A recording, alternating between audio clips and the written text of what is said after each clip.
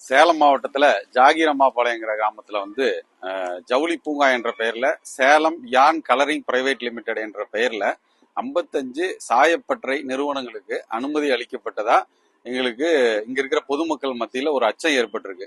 அச்சம் எதனால ஏற்பட்டிருக்குன்னா, இந்த திட்டம் தொடங்கும் போது ஜவுளி பூங்கான்னு ஆரம்பிச்சாங்க. இப்போ இங்க ஒதுக்கப்பட்டிருக்க 55 நிறுவனங்களும் சாயப்பட்ட நிறுவனங்க. அவங்களோட திட்ட அறிக்கையிலையும் இது சாயப்பற்ற அப்படின்னு தான் மென்ஷன் ஆயிருக்கு. அதாவது இதுக்கு பேரே பாத்தீங்கன்னா சேலம் யான் கலரிங் அப்படின்னு வச்சிருக்காங்க. அப்படிங்கிற பட்சத்துல இங்க கலரிங் யூனிட்னா சாயப்பட்டறைகள் தான் வரும் அப்படிங்கிற இங்க பொதுமக்கள் சுத்தி இருக்கிற 30 கிராம மக்களோட அச்சம்.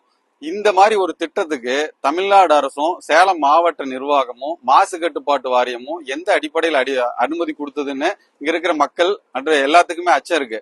இதை இப்படி ஒரு மாசு கட்டுப்பாட்டு வாரியத்திலேயே ஒரு சட்டம் இருக்கு. என்ன சட்டம் இருக்குன்னா, சாயப்பற்ற வரும்போது சுத்தி இருக்கிற பொதுமக்கள் கிட்ட கருத்து கேட்டு கூட்டங்கள் நடத்தணும் இருக்கு. சேலம் மாவட்ட நிர்வாகம் இந்த சாயப்பற்ற தொடங்க போறோம், இல்ல இந்த ஜவுளி பூங்காவில என்ன பண்ண போறோம் அப்படிங்கிறதுக்கான ஏதாவது தெளிவான திட்ட அறிக்கைய பொதுமக்கள் கிட்ட கருத்து கேட்டிருக்காங்களா, இது வரைக்கும் எத்தனை கருத்து கேட்டு கூட்டம் நடத்திருக்காங்க அப்படிங்கறதெல்லாம் பெரிய கேள்விக்குறியா இருக்கு. இது ஏன் ஒரு வெளிப்படைத்தன்மை இல்லாம ஒரு வெள்ளை அறிக்கை வெளியிடாம இந்த திட்டத்தை சேலம் மாவட்ட நிர்வாகமும் அது சேலம் மாநகருக்கு மிக அருகில, அதாவது சேலத்துல இருந்து ஒரு 60-70 கிலோமீட்டர் அவுட்டர்ல அங்க குடியிருப்பு பகுதிகள் இல்லாத இடத்துல ஏதாவது ஒரு திட்டத்தை கொண்டு வந்தா கூட அதை பத்தி சிந்திக்கலாம். குடியிருப்பு அதிகமா இருக்கிற மாநகருக்கு அருகில சாயப்பற்ற, அதுவும் 55 நிறுவனங்களுக்கு எந்த அடிப்படையில சேலம் மாவட்ட நிர்வாகமும் தமிழக அரசும் அனுமதி கொடுத்தது அப்படிங்கிறத சேலம் மாவட்ட ஆட்சியரோ இல்ல சம்பந்தப்பட்ட இந்த சேலம் யான் பிரைவேட் லிமிடெட் பிரைவேட் லிமிடெடோட டைரக்டரோ இல்ல அந்த நிறுவனங்களோ இந்த ஜவுளித்துறையை சேர்ந்தவங்களோ பத்திரிகையாளர் சந்திப்பை நடத்தி தெளிவான திட்ட அறிக்கை வெளியிடணும். அதே போல இங்க சுத்தி இருக்கிற கிராம மக்கள் அழைச்சு இதுல நாங்க என்ன பண்ண போறோம் அப்படின்னு சொல்லணும். அதுக்காக நாங்க போய் ஒரு டைரக்டருங்கிற ஒருத்தரை சந்திச்சோம். அவர் சொல்றது ஜீரோ வேஸ்டேஜ், அதாவது சாயப்பட்டதான் தொடங்க போறோம், ஜீரோ வேஸ்டேஜ், அதாவது ஜீரோ சாயக்கழிவு வெளியேறாத மாதிரி இந்த திட்டத்தை நிறைவேற்றுவோம்னு சொல்றாரு. இது வரைக்கும் திருப்பூர், பெருந்துறை, ஒரு 2 நாளைக்கு முன்னாடி ஈரோடு கருங்கல் பாளையத்துல எவ்வளவு பெரிய பிரச்சனை ஆச்சுன்னு தெரியும்.